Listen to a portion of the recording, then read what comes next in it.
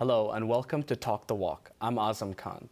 Renewed interactions between Chinese and Australian officials show signs of gradual thawing in bilateral ties. Last month, Australian Trade Minister Don Farrell visited Beijing and he invited his Chinese counterpart down under in the future. Trade curbs have been reduced by China, which were placed a few years back amid political spats. And earlier this month, China and Australian defense chiefs met on the sidelines in Singapore at the Shangri-La Dialogue, re-establishing ministerial talks. With China by far and away Australia's biggest trade partner, historic cultural relations exemplified in Hong Kong, and common modern history that includes fighting the Japanese during World War II, it stands to reason that Australia, following Washington's jingoistic pursuit to contain China, does not serve either country's best interest. So, are relations between both countries getting back on the right track? Joining me to examine the topic is Australian-born, Hong Kong-based adjunct professor from the Faculty of Law at the University of Hong Kong, Richard Cullen. Professor Cullen, thank you so much for taking the time to speak with me. Thank you for the invitation, Azam. Yeah, I wanted to start off with Antony Blinken's recent visit to Beijing this week, where he met President Xi Jinping, as well as his counterpart Wang Yi, and both sides agreed that communications remaining open so that tensions don't spill over into conflict was vital. So could you talk about the importance of that visit with regards to the context of the Indo-Pacific as well? Okay, well, thank you. Big topic. I've been reading about it, and I think it's fair to say, if I look at the overall outcome, there are no key breakthroughs, but they weren't expected. But the talks didn't go wrong, so it wasn't like Alaska a couple of years ago, and it didn't make matters worse. I think it was clear from the discussions that, broadly everybody agrees more stability would be a good thing for the US and for China, but also obviously for the world. Personally, I don't see any sign of the US hitting the pause button on hostility towards China, but they might ease up somewhat going forward. So, I think that's potentially positive, more stability. I think a bit of context is important to understand, what happened beforehand. An immediate context, obviously, was the visit by Bill Gates, and that meeting between Bill Gates and President Xi Jinping. You could tell from the body language and so on, it was warm and it was informal and it was one-on-one. The meeting with Mr. Blinken, ultimately with President Xi Jinping, was much more formal. So you had, Wang Yi and Antony Blinken and their respective teams lined up on either side, with President Xi in the middle, keeping an eye on things. Looked a little bit like a schoolmaster, but it was clear that it was a more formal interaction, but apparently quite a good one. In terms of the US background, I think there's a few things have been happening. One, back in March, Fareed Zakaria, the well-known columnist with the Washington Post, and he's on CNN, etc., he wrote a really important column, I think, saying that he was very worried about groupthink in the US and the sort of paranoia, and these are his words, and hysteria and fear of looking soft that were driving the American approach to China. He thought this was worrying, and he's written since in a way that suggests that he's still thinking along these lines. He's all for America and America number one, but he's got a much more thoughtful way of seeing how that should happen, and in particular, that America has to find a way to get on with China. And perhaps we're seeing some movement in that direction. But still, the context, which I think you alluded to in your introduction, I mean, the degree of hostility is pretty staggering. We've had a trade war going since 2017, started by the US, and then countless sanctions. We'll talk about those a little bit more, perhaps. Endless lecturing and hectoring and advice to China about how it should organise things and don't do this and don't do that. And then all of this China threat stuff coming forward, not least in places like Australia as well, but very strong in China. And then you've got this US project, which, you know, to use using my own terminology, which seems to be designed to put as much sand as possible into the Chinese economic gearbox in order to slow China down. So particularly the technical war, trying to stop China getting access to microchips and so on. And then you've got Taiwan on top of that. And to use another Australian expression, particularly, you've got American dog whistling on Taiwan. So this means at one side of the mouth, the Americans are saying they're all for one China. On the other side of the mouth, they're talking in ways which suggest at least, that they support ultimately Taiwan independence. And certainly that they are thinking actively about how to come to Taiwan's aid militarily if they decide they need to. The last time you and I spoke 7 months, you came on my show 7 months ago, and we talked about the relations, the Sino-Australian relations, and it was in a much different position then than it is now. Obviously, we've had the Shangri-La dialogue where both defense ministers had met and sort of discussed the importance of keeping that relations open. But you mentioned also the rhetoric from Australia towards Taiwan, or even the former Australian Prime Minister Paul Keating. Correct me if I'm wrong, that he's been someone who's been continuously trying to call out this anti-China rhetoric that's coming from Australia, and he even said that any getting involved, even with regards to the One China policy, is quite outlandish. So why is? I just wanted to get your opinion as to how influential his voice is, or people of his of what he's saying within the political sphere in Canberra. It's influential. I mean, he's very articulate and he makes good arguments about this, but he's on the margins. His commentary is not going to be regularly carried in the likes of the ABC or the mainstream media. So he's sidelined to a degree, but there's an active discussion going on in Australia which backs up the position that he talked about. There was an article just this week from Jocelyn Che, who's a former senior diplomat in both Hong Kong and in Beijing. And the article's entitled, it's a letter to Dear Secretary Blinken, some advice from an Australian old China hand. And she ends up by saying, we do not want there to be a war over Taiwan. So she's talking about everyone, but also particularly about Australia. If such were threatened, we, that is Australia, could never be included.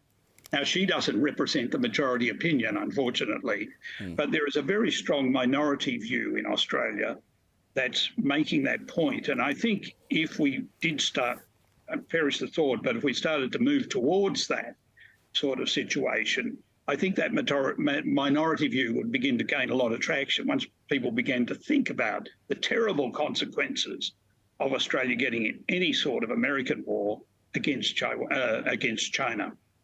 NATO is also deciding to integrate more with Australia as well. Very recently, the Canberra government had agreed to further bolstering their ties. And as you're probably aware, that NATO is opening up an office in Japan as well. So all this plays an important dynamic into the Indo-Pacific security. So could you just talk about that? How on the one side we have the trade, the improvement in trade relations that we've seen between both sides, but there's still also this growing following of NATO and Washington's alignment.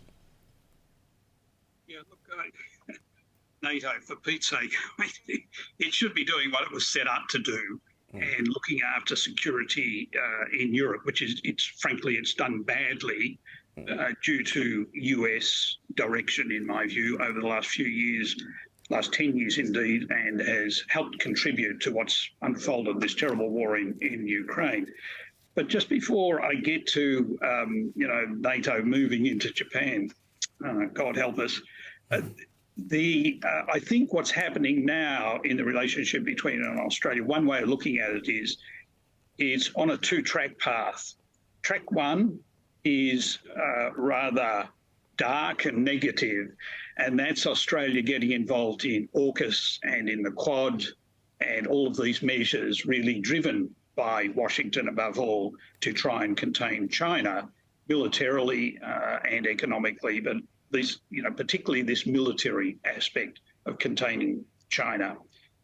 Track 2 is all of the normal goings on, which used to be really the dominant track until 5 years ago, is the trade, the business, the education exchanges, and students and tourism and so on. So Beijing seems to have taken the view that it can manage track 2 in a constructive way. It can't forget about track 1, but it's trying not to let there be any great spillover at the moment. Canberra understands this and seems to be playing along with that. But the real risk is that if there is any sort of conflict which arises over Taiwan, the spillover from track 1 into track 2 would be immediate, I think, and terrible, indeed probably catastrophic for the Australian economy for a substantial period, even putting aside the damage that a war would do. Professor, I'm going to stop you there for just a moment while we step away for a quick break. Don't go anywhere. We'll be right back with Professor Cullen. Stay tuned.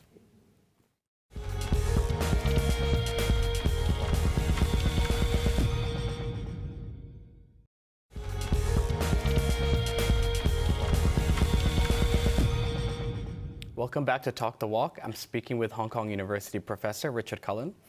Professor, I also wanted to get your thoughts on the other linkage that bonds the United States and Australia is the Five Eyes alliance, which obviously differentiates it from other countries like France. So could you just speak on that relationship as well with regards to China?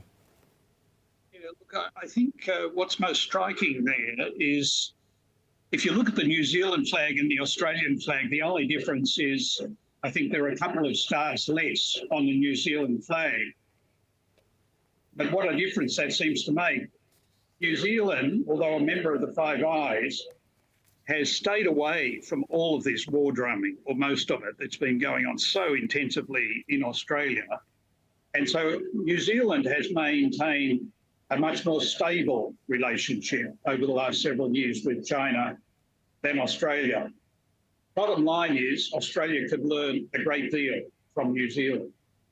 Right, the foreign minister had the New Zealand foreign minister had spoken about the fact that we should not be trying to encircle China with Five Eyes and a Five Eyes sort of approach. I believe that was even out of her rhetoric. Professor, I wanted to shift the focus to Hong Kong. Obviously, you've lived here for a great number of decades and were very influential in a lot of the legal aspect of the country. And I wanted to get your thoughts on the recent sentiment in Hong Kong with regards to the crime and the shocking crimes that's been happening. Just a little bit of context that the Hong Kong police reports have said that so far this year, the crime rate is roughly around pre-pandemic levels, disregarding fraud and cyber crime, which has gone up. But there's been more than 20% increase in violent crimes, and best exemplified by the recent shocking crimes that's happened in Hong Kong. What do you think is the approach to this? What are some underlying issues with this? Firstly, context. It's awful, that crime that occurred in the shopping centre, and there's been some other recent instances of violent crime. But we should remember Hong Kong remains, for its size, an extraordinarily safe city. Here's a test you can use, which I've done before and I just did earlier today. Go to Google, or whatever you choose, and enter London's most dangerous areas. And you'll get pages and pages and pages of recording of where crime is at its worst in London. It lists other dangerous aspects, but it's got a lot of stuff about crime. And 10 most dangerous, etc., etc. Then you do the same for Hong Kong, and there's almost no listing of actual criminally dangerous areas in Hong Kong, even though both cities are about the same size.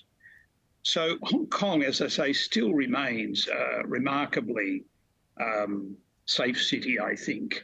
And so we need to bear that in mind before we start doing anything too drastic. And the only other point I'd make at this stage, there was a rather good article in the Hong Kong Free Press recently by, I think it was, I've got it here, yeah, Hilary Leung. And the headline really says it all. It says, gore, inaccuracies and sensationalism. Murder coverage reveals Hong Kong media's race to the bottom. And I would agree with her analysis. It's not peculiar to Hong Kong media, but it's happening here. And unfortunately, the huge expansion in social media has had some really bad effects on the general mass. You know, it makes them look at how to sensationalize things in order to compete with social media or look like social media. So we need to. You're right. That's not. You're right. That's not specific to Hong Kong either. We get that from social media all over the world with regards to, especially violent crime. And obviously, another caveat is that mental health has been a major focus now, and the government has been, I think, rightfully criticized in terms of needing to do more to improve the different conditions for allowing streamlining. And better care for people with severe mental disorder. I wanted to get your opinions on if there's anything that's been overlooked in terms of how mental health can be better addressed. Once again, I think what I can best do is help with some context. You can see by my grey hair, this comment is believable. I'm old enough to remember in Australia when mental health, the pivotal centre of mental health were mental asylums. So you had more, as it were, gentle psychiatric hospitals, but at the centre you had these large institutions which housed a lot of people who were deemed to be unsafe to themselves and unsafe to the community. And they really were degrading institutions. They were trying to do good, and I'm sure they did some good, but they were badly funded and poorly staffed because of the banned funding, and had a terrible effect on many, many inmates, and terrible for the families involved as well. So in order to address this, in the best traditions of Western policy development, I suppose, but they came up with this idea that we should close these down, and they're all gone in Australia now, or at least in Melbourne, where I come from. And you move to trying to manage people, the vast majority of them, who you don't have to keep really incarcerated. The vast majority will be managed in the community by providing community health medical services and living in community houses and so on. So that, I'm sure, has helped a lot of people, but it brings risks with it, because you do end up having people out there in the community who wouldn't once have been there, a small number who may be very dangerous. And so you have to bear in mind, you're stuck with that risk. But the problems with this community model are it too is underfunded. It just aren't enough. I think that was a big concern as well, that there's not enough. There's a shortage of staff. There's a shortage of being able to sustain. That every year there's an increasing number more of patients that's required treatment. And for me to give some context and to be clear, that, and to be fair, that after the scrutiny the government faced, from the recent incidences, the officials have released like 10 measures to improve the facilities and enhance the services, including shortening wait times for public psychiatric clinics, better screening pilot systems.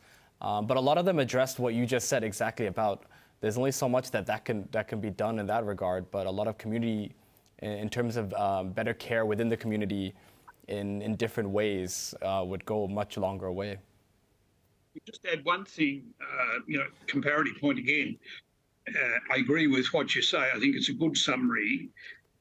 Hong Kong is in a much better position than almost certainly any other major Western jurisdiction, including Australia, where I come from, in that it's in such a fiscally good position. Even after COVID, we still have saved up in cash over 1 year's spending for the government. Now, you have to be, the demands are immense on government, and so you do have to be prudent where you spend it. But at least the government in Hong Kong, if it decides to move on something like this, it has the resources without having to go and raise taxation or raise debt. I mean, in Australia now, for example, all the talk, in fact, it's already happening, something, in fact, I did predict. As a result of COVID, as a result of all of the borrowing, especially borrowing at low interest rates, taxes are now going up in Australia. Governments have no savings, none. And so the only way they can fund problems of this sort, or remedies, I should say, for problems like this, is to take on more debt. At least in Hong Kong, we don't need to do that. Right. And finally, I wanted to get your thoughts on the fact that July 1st handover is just around the corner. And I wanted to get your, having been here for many decades, your reflection on the city's progression over the years, particularly its legal standing and its legal apparatus. So just wanted to get your thoughts on the progression and where it can go. Well, look, it's given what's been thrown at it, what it's had to cope with, I think it's coped very well.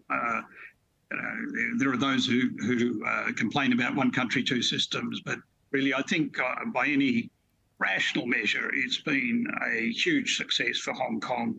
And even after all of the stress of the insurrection starting in mid-2019, yes, we've had radical changes, including the national security law and changes to the electoral system, but they've all been done legally in accordance with the basic law. And things have settled down, in my view, very well. I said when the national security law came in, the time to do a full evaluation is probably after at least 5 years and probably 10 years. But I think so far it's definitely improved stability. It's controversial, I know, for some people, but it's done a good job, what it set out to do, in a relatively minimalist way. We still have a law that is far less draconian, for example, than the one in Singapore or Malaysia, and it's working. So I think the legal progress, under a great deal of stress testing, is actually remarkably good. You've got pressures from politicians in the UK and the US and all of those things that a legal system normally does not have to deal with. And yet we've coped so far really very well. And Ernest Hemingway, I think borrowing from Nietzsche, said, whatever doesn't kill you makes you stronger. And so far, for many decades, Hong Kong is showing that there's a great deal of truth in that. So I think not perfect, but really under the pressures applied, it's done very well. And I think the future looks good, especially as we now have not a complete guarantee, but a very strong indication that one country, two systems is going to last more than the first 50 years. It will be a continuing arrangement for the SAR, I believe. I think we'll end on that note. Professor Cullen, thank you so much for taking the time to speak with me. Thanks for having me. Always a pleasure. That's all for this time. I'll see you same time next week. Goodbye.